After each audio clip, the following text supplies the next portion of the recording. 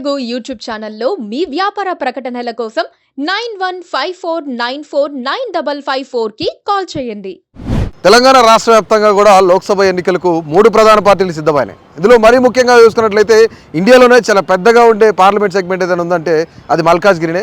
మల్కాజ్గిరి నుంచి హేమాహేమీలందరూ పోటాపోటీలో ఉన్నారు. సో ప్రస్తుతానికి మల్కాజ్గిరిలో ఎవరు గెలిచే అవకాశం ఉంది?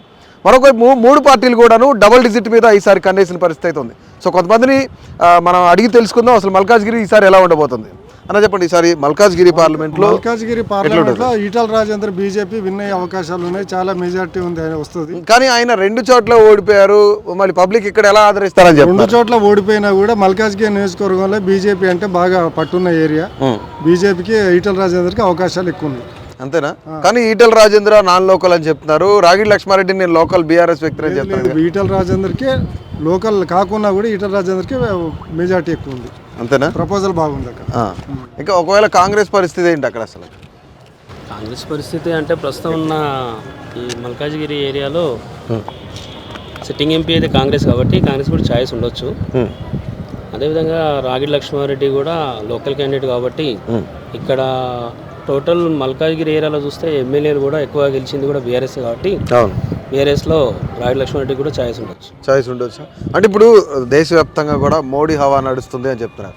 నిజంగానే మోడీ హవా నడుస్తుందా తెలంగాణలో? మోడీ హవా కొంతవరకు అయితే ఉంది. మోడీ హవా ఉంది అంటే ఇక్కడ తెలంగాణలో సీట్లు గెలిపించి అంత హవా ఉంటుందా మోడీదని? తెలంగాణలో అయితే కొంచెం కష్టమే. ఎన్ని సీట్లు రావచ్చు? ఒక 3 to 4 అంతే. ఎక్కువ ఎవరికి ఉంది? కాంగ్రెస్కి ఉందా, బీఆర్ఎస్కి ఉందా, బీజేపీకి స్కోప్ ఉంటాయి ఇక్కడ? ప్రస్తుతం అయితే బీఆర్ఎస్కే ఉంది. బీఆర్ఎస్కి ఉంది. బట్ బీఆర్ఎస్ని ఇండియా కూటమిలో లేరు, ఇటువైపు బీజేపీ ఎన్డీఏ కూటమిలో కూడా లేరు. కానీ బీఆర్ఎస్ని గెలిపించిన వేస్ట్ అని చెప్తున్నారు కొంతమంది. అంటే ఇక్కడ మీకు చూసినట్టయితే తెలంగాణలో అభివృద్ధి అయితే అయ్యింది, కొంతవరకు మార్పు కోరుకున్నారు కాబట్టి ప్రజలు కూడా గమనిస్తున్నారు. ఈసారి అయితే ఛాయిస్ ఉండొచ్చు అని నా అభిప్రాయం. అంతేనా? ఒకవేళ వాళ్ళు గెలిస్తే, బీఆర్ఎస్ వాళ్ళు గెలిస్తే ఎన్డీఏకి మద్దతు ఇస్తారా లేదా ఇండియా కూటమికి మద్దతు ఇచ్చే అవకాశం ఉంది?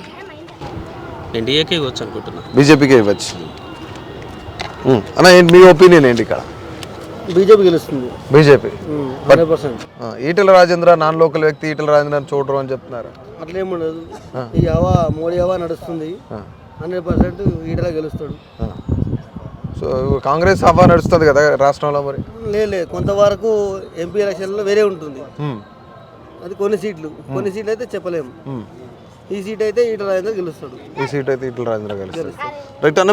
మిగతా సెగ్మెంట్ల పరిస్థితి ఎలా ఉండొచ్చు అంటారు అసలు తెలంగాణలో? ఇప్పుడు సపోజ్ చేవేళ్ళ చాలా పోటాపోటీగా ఉంటుందని చెప్తున్నారు.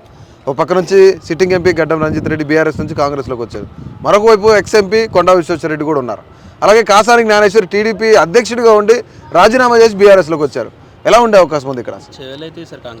కాంగ్రెస్ గడ్డం Ranjith Reddy.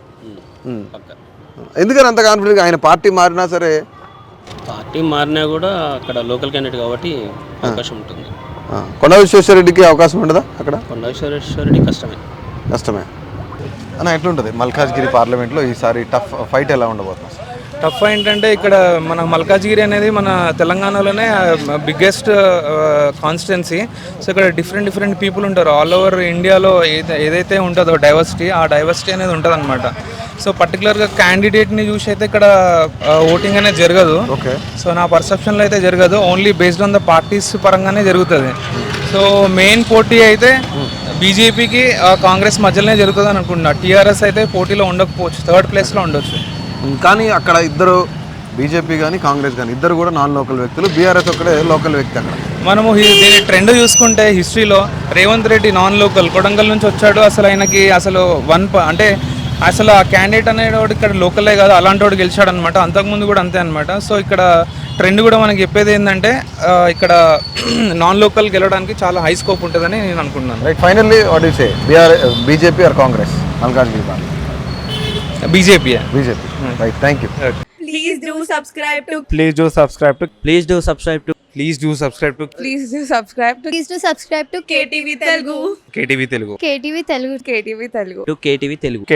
Please do subscribe to KTV Telugu.